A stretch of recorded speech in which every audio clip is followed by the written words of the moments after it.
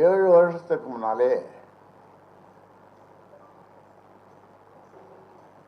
பிரதமர் மோடி பதவியேற்பாளருக்கு நான் டெல்லி போயிருந்தேன். கௌரவ தலைவர் ஜி.கே. மணி, அன்புமணி, நாங்கள் 3 பேரும் அந்த விழாவுக்கு சென்றோம். அதன் பிறகு அங்கிருந்து அவர் தங்கியிருந்தார். அவர் வீட்டிலிருந்து கிளம்பி வரும் பொழுது, அதாவது 6-7 வருஷம் இருக்கும், அவர் சொன்ன வார்த்தை, அப்பா நான் இந்த கட்சியை பார்த்துக்கிறேன், அப்பா நான் இந்த கட்சியை பார்த்துக்கிறேன். எனக்கு ஒன்றும் புரியல. விமானத்தில் ஏறினோம். அவர் இருக்கையில் பின்னாலே அவர் உட்கார்ந்தார். அவர் என்ன நினைத்தாரோ தெரியாது. நான் ஏதும் பேசவில்லை. அப்பா நான் தப்பாக சொல்லியிருந்தால் என்னை மன்னிச்சிடுங்க அப்படின்னார். எதேனும் தவறாக சொல்லியிருந்தாலும் என்னை மன்னித்து விடும். அப்பொழுது 2 சொட்டு கண்ணீர் உட்கார்ந்து கொண்டு விட்டேன். அது அந்த ஃப்ளைட்டில் விழுந்தது. அப்புறம் அங்கிருந்து மீனம் பார்க்க வந்தோம். அங்கிருந்து வண்டியை எடுத்துக்கொண்டு எதுவும் பேசாமல் அயலாபுரம் வந்தேன். இது நடந்தது 6-7 வருஷம் இருக்கும். இப்போ இல்லை, அப்போது பதவி ஏற்பு நடந்தது நம்முடைய பிரதமருக்கு. ஆக அப்போவே அவருக்கு அந்த மாதிரி ஒரு எண்ணம் இருந்திருக்கிறது.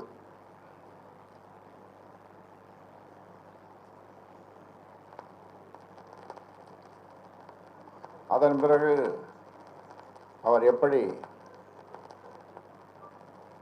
தலைவரானார் என்பதை உங்களுக்கு சிலருக்கு தெரியும், சிலருக்கு தெரியாது. ஒரு நாள் ஒரு மனசு சங்கடமாக இருந்தது. எங்கேயும் யாரையும் பார்க்காத எங்கேயாவது ஒரு இடத்துல போய் 8 நாள் இருக்கலாம் என்று கல்டான் ஹோட்டல், அந்த மகாபலிபுரம் அந்த ரோட்டில் இருக்கிற கல்டான்னு ஒரு ஹோட்டல், அவர் ஜெகத்ரட்சனுடைய ஹோட்டல், அதில் போய் தங்கியிருந்தேன். இதை எப்படியோ தெரிந்து கொண்ட சௌமியா அங்கே வந்தது. மாமா என்றது, ஏமா என்று. இன்றைக்கு புதன்கிழமை, அடுத்த புதன்கிழமை நாள் நல்லா இருக்கிறது, மண்டபம் பார்த்து விட்டேன், தலைவரை மாற்றி விடலாம். அவர் ஓய்வறியாக உழைப்பாளி தியாகச்சம்பல் ஜி.கே. மணியை மாற்றி விடலாம் என்றது. நான் ஏதும் சொல்லாமல் அவரை வரவழைக்கிறேன், அவரிடம் கேட்கிறேன், சொல்லுகிறேன் என்றேன். அவரும் வந்தார். அவரிடம் சொன்னேன். அவர் சொன்னார், நான் தயார், ஆனால் என்னுடைய மைத்துனர், என்னுடைய தம்பி, அவர் இருவரும் அவர்கள் ஜோசியத்தில் நம்பிக்கை உண்டு அவர்களுக்கு. எனக்கு அந்த நம்பிக்கை இல்லை. அவர்கள் இருவரும் எதை செய்தாலும் 1.5 மாதம் பொறுத்து, 45 நாள் பொறுத்து செய்யுங்கள் என்று சொன்னார்கள். நான் சொன்னேன், சரி, சௌமியா வந்ததும் அவர்கிட்ட சொல்லிடுறேன் அப்படின்னு. அதை வரவழைத்து சொன்னேன். சரி மாமா என்று சொன்னது. அந்த 1.5 மாதத்துக்கு பிறகு அந்த நாளும் வந்தது. முடிசூட்டு விழா நடந்தது. அப்பொழுது ஆரத்தழுவி அவரை தேர்ந்தெடுத்தோம். ஆரத்தழுவி ஆனந்த கண்ணீர் வடித்தோம்.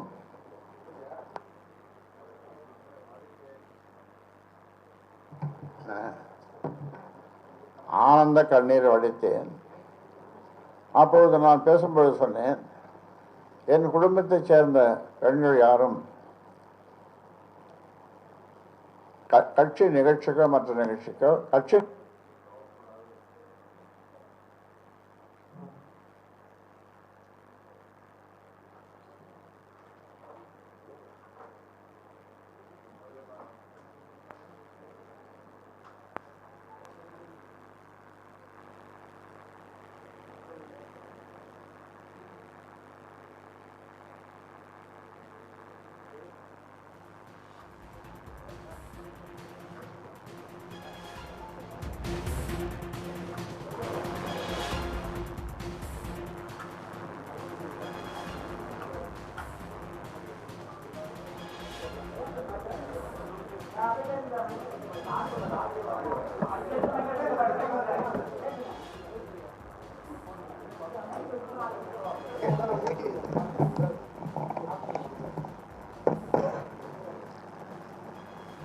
ஆனந்த கண்ணை விட்டேன். என் குடும்பத்தை சார்ந்த பெண்கள்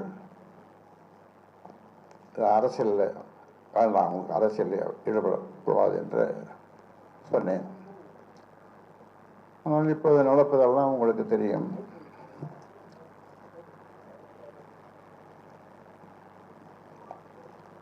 கோயிலாக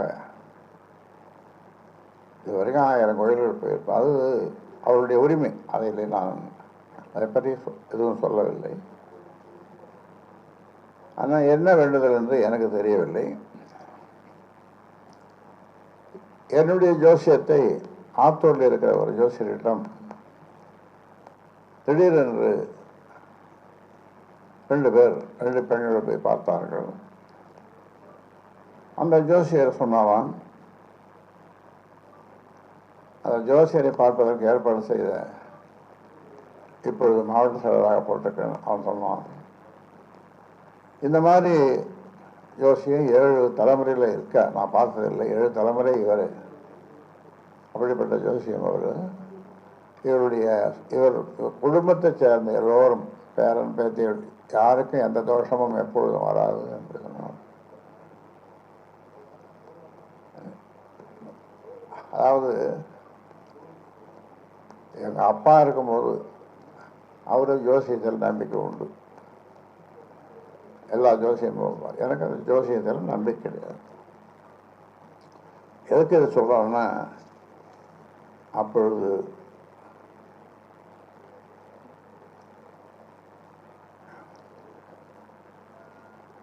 என்ன நட்சத்திரம் நம்ம வைக்கமூர்த்தி பேரன், என்னுடைய கொள்ளு பேரன். எனக்கு அவன் அந்த பையனை குழந்தைக்கும் ஒரே ஜோசியம், ஒரே ஜாதகமாக, இது என்னமோ சொல்கிறாங்க நட்சத்திரமா. அது சரி, அதை போட்டோம். இப்போ அவெல்லாம் நீங்கள் துடிச்சிட்ருக்கீங்க. சரி, என்ன கேள்வி கேட்டு இவரை மடக்கலாம். இப்போ நீங்கள் கேள்வி கேளுங்க. நிலைக்கு இந்த பிரச்சனை போய்விட்டது அப்படின்னு நீங்க சொன்னீங்க. அப்போ இதற்கு ஒரு தீர்வே கிடையாது. பேச்சுவார்த்தை மூலமாக தீர்வு காண முயற்சி செய்தது, இது எல்லாமே தோல்வியில் முடிந்திருக்கிறதா? நான் அப்படித்தான் நினைக்கிறேன். ஏனென்றால் இருவர் வந்தார்கள். அவர்களெல்லாம் பெரிய ஜாம்பவான்கள், பெருமைக்குரியவர்கள். அவர்கள் எனக்கு அவரிடம் பேசியிருக்கிறார்கள். ஆனால் ஒரு நல்ல பதில் வரவில்லை. இந்த தலைவர் பதவி வேணும்னு சொல்கிறதா அந்த மாதம் அந்த தேர்தலில் முடிஞ்ச பிறகு அவர் தான் எல்லாம் பார்த்துக்க போகிறாரு. எனக்கு இது அரசியல் என்பது வாரிசு கிடையாது பொதுவாக. இல்லையா? நான் உங்ககிட்ட எவ்வளோ கூப்பிட்டுட்டு போவேன். அவர்கிட்ட எனக்கு இல்லையானுக்கா கொடுப்பேன். வாங்காது ரெடியாக இருப்பார். வாங்கம்மா, அவர் வேணான்ட்டாருங்க. உங்களுக்கு உங்களுக்கு வேணுமா? வேணுமா கொடுப்பாரு. ஐயா என்ன செய்தாலும் கொடுப்பாரு. தலைவர் பதவி தான், வேற ஒன்றும் இல்லை. அப்புறம் கேள்வி. அன்புமணி ஐயா வந்து உங்க பேச்சை கட்டுப்படுத்தி இருந்தாங்க. தற்போது உங்க பேச்சை கட்டுப்படுத்தாம மோதல் போக்கு வந்து நிலவி வருகிறது. இதற்கு பாஜக பின்புலம் இருக்குன்னு நினைக்கிறீங்களா? பாஜக அதெல்லாம் யாரும் பின்புலம் இல்லை. இன்னொன்று, யார் சொன்னாலும் அவர் கேட்க மாட்டார். அதாவது இங்கே இருக்கிற எல்லாரும் சேர்ந்து முயலுக்கு எத்தனை காலம் கேட்டா என்ன சொல்லுவீங்க? சொல்லுங்க. இல்லை 4 கால். ஆனால் அவர் 3 கால் தான் சொல்லுவார். இந்த 3 கால அப்படின்னு சொல்றதை நிறுத்தி 4 தான் சொன்னோன்னா பிரச்சனையே முடிஞ்சு போச்சு. பிரச்சனையே முடிஞ்சு போச்சு. இவ்வளவு ஆண்டு காலமா நீங்க நிறுவனரா தான் இருந்து தேர்தலை சந்திச்சீங்க. இந்த முறை தலைவரா இருந்து தேர்தலை சந்திக்கணும்னு நினைக்கிறது என்ன காரணம்? அதாவது இந்த கட்சியை சரியாக வழி நடத்தலை, பண்ணலை, செய்ய அப்படின்றதுக்கான் இப்போ ஒரு 40 தொகுதி 50 தொகுதி எடுத்து வேலை செய்தோம். ஆனால் அதை போய் அதுக்கு கொஞ்சம் கூட அவர் ஒத்துழைப்பு கொடுக்கல. ஒத்துழைப்பு கொடுக்கல. அதனால் நாம் கொஞ்சம் வலுவாக இருந்தால் தான், ஒரு 50-60 தொகுதியில் வலுவாக இருந்தால் தான் கூட்டணி பேசுகிறதுக்கும் நம்மக்கிட்ட வருவாங்க. நாமும் வெற்றி பெறலாம், கூட்டணி கட்சி பெரிய கட்சியாக இருக்கிறவங்க அவங்களும் வெற்றி பெறலாம். அதற்கு அவர் உழைப்பதற்கு தயாராக இல்லை. என்னிடம் இவர் தருமபுரியில் நிற்கப் போகிறார் என்று பல காலம் தொடர்ந்து சொல்லி வந்து அங்கே தான் நின்னான். கடைசியில் இங்கே வந்தபோது நான் கேட்டேன் அந்த தேர்தல் நேரத்தில், தருமபுரியில் யார் நிற்கிறது? நான்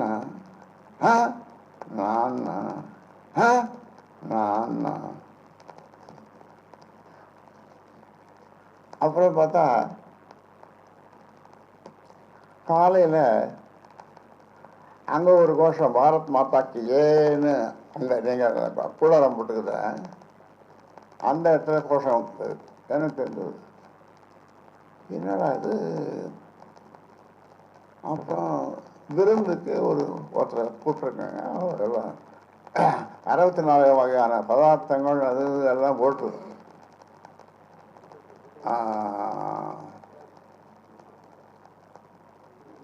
அவருக்கு சாப்பாடு டிஃபன் கொடுத்தாங்க.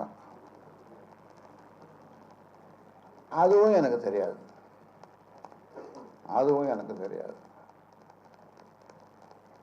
அப்பொழுது அவர் அந்த கட்சியினுடைய தலைவராக இருந்தார். இப்பொழுது இருக்காரா?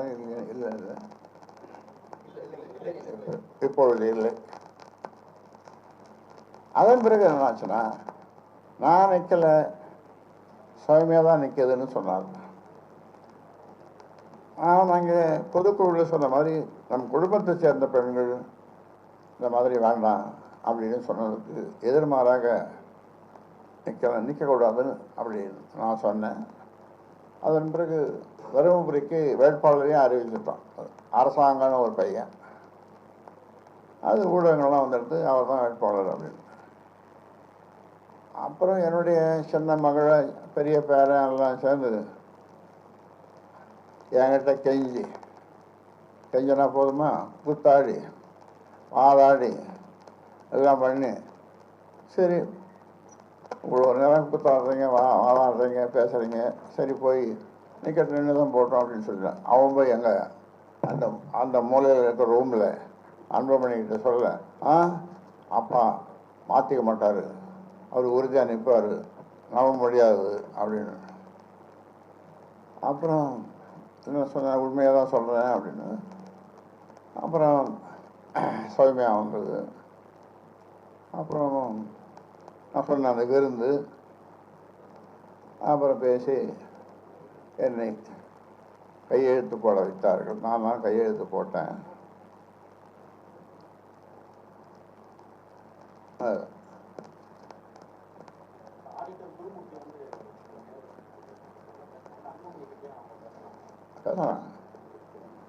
அங்கேயும் பேசினார்கள், இங்கேயும் பேசினார்கள்.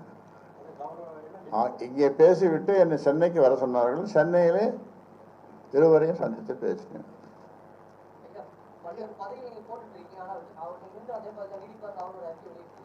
என்னங்க